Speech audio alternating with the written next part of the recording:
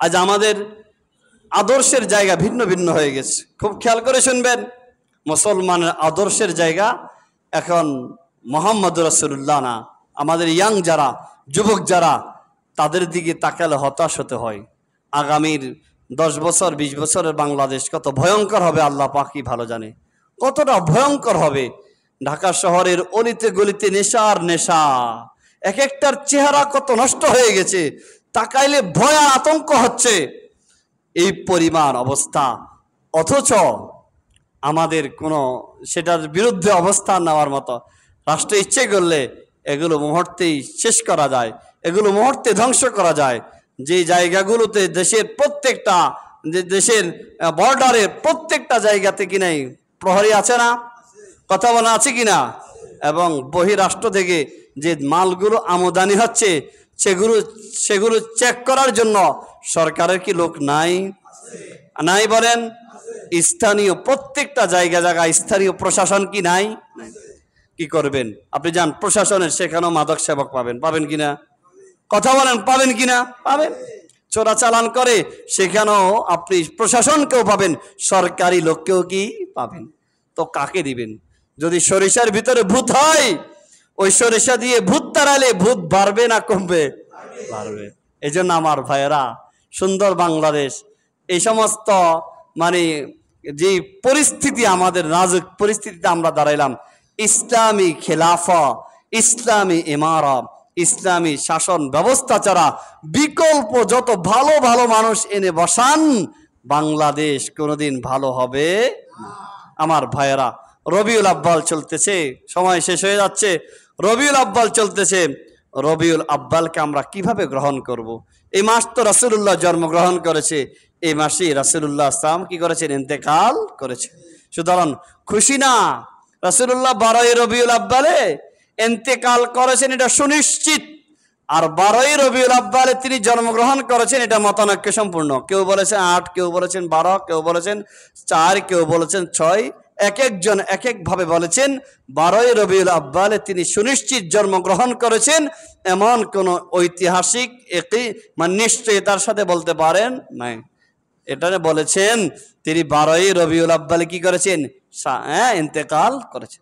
সুতরাং 12 রবিউল আব্বাল বেশির চেয়ে বেশি শোকের দিন হতে পারে। এই দিন আমাদের নবী কি করেছেন? ইন্তেকাল করেছেন। হযরত আনাস রাদিয়াল্লাহু আনহু বলেন, রাসূলুল্লাহ যেদিন আমাদের মদিনায় আসে, ওই দিন মদিনার আলো বাতাস সব কিছু আলোকোজ্জ্বল ছিল, পুরো মদিনা আলোকিত ছিল। আর যেদিন রাসূলুল্লাহ মদিনা থেকে আল্লাহর দরবার রওনা হয়েছেন, মৃত্যুবরণ করেছেন, সেদিন মদিনার অলিগলি, এমনকি প্রত্যেকটা পাতা পর্যন্ত অন্ধকারাচ্ছন্ন হয়েছে। নবীর শোকে সকল মোহমান ছিল। বুঝে আসছে? শোক পালন করেন। ইসলামে শোক পালন করার কি নাই? কথা বলেন। ইসলামে শোক পালন করার সুযোগ প্রতি বছর আসলেই বাবার নামে, দাদার নামে, স্বামীর নামে শোক পালন করবেন, এটার সুযোগ ইসলামে নাই। ইসলামে শোক পালন 3 দিন। কদিন? কথা বলেন, কদিন? 3 দিনের বাইরে শোক পালনের কি নাই? অনুমতি নাই। এভাবে বার্ষিক শোক সভা, প্রতি বছর আসে শোক সভা করবেন। এই শোক সভাতে যাওয়া মানে এটা ইসলামের বিরুদ্ধাচরণ করা। ইসলাম শোক দিবসকে সমর্থন করে না। এই জন্য খবরদার এগুলো করবেন না। কেন করেন এগুলো? শোক দিবসের নামে লক্ষ কোটি কোটি টাকা দেশের খরচ হয়, জায়গায় জায়গায় পেস্টুন আর কি যাই লাগায়, বুঝে আসছে? নেতার ছবি দিতে দিতে উপরে পাশে নিচে, ডাইনে বামে, শুধু নেতার ছবি দিতে দিতে অস্থির করে ফেলে। 1000 2000 এভাবে গাছে গাছে পাতে জায়গায় জায়গায় পেস্টুন লটকায়। কেন লটকাচ্ছেন এগুলো? কেন লটকাচ্ছেন? আপনি বলেন আপনার পকেটের টাকা। দিন শেষে এসব টাকা কার টাকা? দেশের টাকা। কার টাকা বলেন? দেশের টাকা। এই জন্য খবরদার, দেশের সম্পদ নষ্ট করতে নিজেকে একটু হিসাব বিকাশ করে করতে হবে। কিয়ামতের মাঠে কোটি কোটি মানুষের হক এটা আপনাকে আদায় করতে হবে। আসুন, রবিউল আব্বাল এটা শোকের মাসও না, ঈদের মাসও না, রবিউল আব্বাল হব প্রত্যেকটা জায়গাতে রাসূলুল্লাহর আদর্শের আলোচনা। কিসের আলোচনা? এটা শোকের মাসও না, ঈদের মাসও না, এটা কিসের মাস বলেন? নবীর আদর্শর আলোচনার মাস। এক নাম্বার, এই মাস আমরা কি করব? নবীর পরিচয় সর্বত্রে তুলে ধরব। বাবা সন্তানের কাছে, সন্তান বাবার কাছে, মেয়ে মার কাছে, মা মেয়ের কাছে, যে যেখানে যা পারি সুযোগ হলেই কার পরিচয় তুলে ধরব? মুহাম্মদুর রাসূলুল্লাহ সাল্লাল্লাহু আলাইহি সাল্লামের পরিচয় তুলে ধরব। সম্ভব হলে এই মাসের যে কোনো সময়ে মসজিদে মসজিদে সিরাতুন নবীর সমাবেশ করব, আমরা মাহফিল করব, আয়োজন করব। সিরাতুন নবী সাল্লাল্লাহু আলাইহি সাল্লাম রাসূলের জীবনের এক একটা দিক নিয়ে আলোচনা সভা করা উচিত।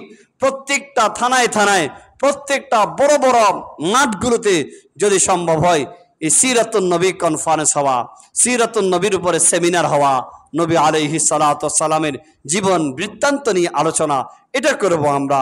এবং রাসূলুল্লাহকে নিয়ে যে সমস্ত জীবনী গ্রন্থগুলো লেখা হয়েছে, রাসূলুল্লাহর নিয়ে যে সমস্ত ইতিহাস রচনা হয়েছে, আমরা সেই ইতিহাসের বইগুলো পড়ব, বইগুলো বিতরণ করব, একে অপরকে সেই বইগুলো দিব। খবরদার মাযহাবী বই, আহলে হাদিসের বই, আমার দলের বই, এসবগুলো থেকে একটু বিরত থাকেন। আফসোস লাগে, এ বাজারের কথাই বলতেছি, আমি হাঁটতেছি, একজন এসে আমার হাতের ভিতরে একটা মাসিক পত্রিকা ঢুকিয়ে দিল, আলাইতে সাম। আমি হাসতে লাগলাম। তো এই ছেলেটা আমাকে বইটা আছে কিনা এখানে রাখতেও পারে, আমাকে বইটা সে কেন দিয়েছে? তা আমি খুলে দেখলাম সে আমাকে আহলে হাদিস বানাইবে, এত সম্ভব? আর আমি তো আহলে হাদিসই, আমি বুখারী পড়াই, মুসলিম পড়াইছি, তিরমিজি পড়াইছি, তারপরে তহাবি শরীফ পড়াইছি, আবু দাউদ পড়াইছি। আমি যদি আহলে হাদিস না হই, তো আহলে হাদিস কি হবে? আমাকে আহলে হাদিস বানানোর জন্য আবার বই দিতে হবে? আমাকে আহলে হাদিস বানানোর জন্য আবার মাসিক ম্যাগাজিন দিতে হবে? রাগ করবেন না কেউ আমার উপরে। এগুলো দিয়ে দল দল তৈরি করবেন না। কিসের?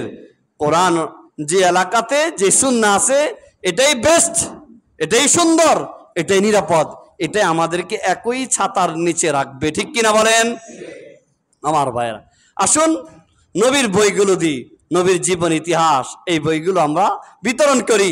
যাদের টাকা আছে একটু ব্যয় করেন, 1000 2000 টাকা নিয়ে কয়েকটা বই কিনেন, কিনে যারা পড়তে পারে, আমার যুবক ভাইরা আছে, আমার মেয়ে বোনেরা আছে, তাদের হাতে হাতে পৌঁছে দেন। তারা নবী আলাইহিস সালাতু ওয়াস সালামের সম্পর্কে কিছু জানুক, তাদের হাতে হাতে কিছু পৌঁছে দেন। রবিউল আব্বালের কাজ আমাদের এটা হবে। আর একটা অত্যন্ত গুরুত্বপূর্ণ, সেটা হলো নবী আলাইহিস সালামের খতমে নবুয়ত নিয়ে যারা টানাটানি করে, নবীকে যারা খাতামুন নবিয়্যিন সর্বশেষ নবী, শেষ নবী মনে করে না, গোলাম আহমদ কাদিয়ানীর অনুসারী কাদিয়ানীরা এবং তাদের অনুসারী আহমদিয়া মুসলিম জামাত, তাদের বিরুদ্ধে আমাদেরকে সোচ্চার হতে হবে। ঠিক কিনা? আমাদেরকে কঠিন, এটা আমরা অনেকে জানি না। নবীর খতমে নবুয়তের চাদর নিয়ে এই ইংরেজদের দালাল গোলাম আহমদ কাদিয়ানীর অনুসারীরা আজও বাংলাদেশে আছে। আফসোস লাগে, স্বাধীনতার 50 বছর পর্যন্ত এদেশে যারা শাসক ছিল, এদেশের যারা প্রধানমন্ত্রী ছিল, এদেশের যারা প্রেসিডেন্ট ছিল, সবাই মুসলমান ছিল। সবাই কি ছিল বলেন? মুসলমান ছিল। এদেশের মানুষ, আপামর জনসাধারণ, এদেশের আলেমদের থেকে বারবার এই দাবি জানানো হয়েছে যে রাসূলুল্লাহর খতমে নবুয়তের অস্বীকারী কাদিয়ানীদেরকে কাফের ঘোষণা করতে হবে, এদেরকে হিন্দুদের মতো সংখ্যালঘু হিসাবে ঘোষণা করতে হবে। কিন্তু আফসোস করতে পারে নাই, কারণ এদেশের যারা বিগত সময়ে ক্ষমতা এসেছে, কখনো ইউরোপ আমেরিকার মানে ক্ষমতা বলে এসেছে, কখনো ভারত ইন্ডিয়ার ক্ষমতা বলে এসেছে। আর এই কাদিয়ানীদের পৃষ্ঠপোষক হলো ইউরোপিয়ানরা, খ্রিস্টানেরা। আপনি যান ব্রিটেনে, কাদিয়ানীদের কি পাবেন? কাদিয়ানীদের অফিস পাবেন। কাদিয়ানীদের কি পাবেন? অফিস পাবেন। বুঝতে পেরেছেন? এই জন্য আমার ভাইয়েরা, পাকিস্তানে কাদিয়ানীদেরকে কাফের ঘোষণা করা হয়েছে। গত 3 দিন আগে লক্ষ লক্ষ মানুষের উপস্থিতিতে কাদিয়ানীদের খতমে নবুয়ত কনফারেন্স হয়েছে। আসুন আমরাও জায়গায় জায়গায় লিফলেট যদি প্রচার করতে হয় খতমে নবুয়তের পক্ষের লিফলেট প্রচার করি, যদি প্রচার করতে হয় ছোটি বই খতমে নবুয়তের পক্ষের বই প্রচার করি, যেখানে সেখানে নবী আলাইহিস সালামের খতমে নবুয়তের আলোচনা করতে হবে, যাতে করে আমাদের কোন দুর্বল ইমানদার ভাইকে এই কাফের সম্প্রদায়, এই মুরতাদ সম্প্রদায় কাদিয়ানীরা কোনোভাবে তাদেরকে ধোকায় ফেলে আমাদের ঈমান হরণ করতে না পারে। চিন্তা হবে এদেরকে।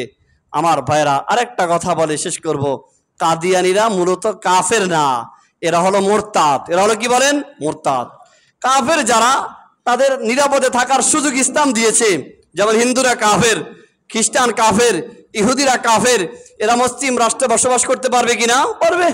কিন্তু যারা ইসলাম গ্রহণ করে, ইসলামকে অস্বীকার করে, রাসূলুল্লাহকে অপমান করে, নিজেদের কাউকে নবী হিসাবে কি করে ঘোষণা দেয়, তারা কাফের না, তারা মুরতাদ, তারা বেঁচে থাকার অধিকার নাই।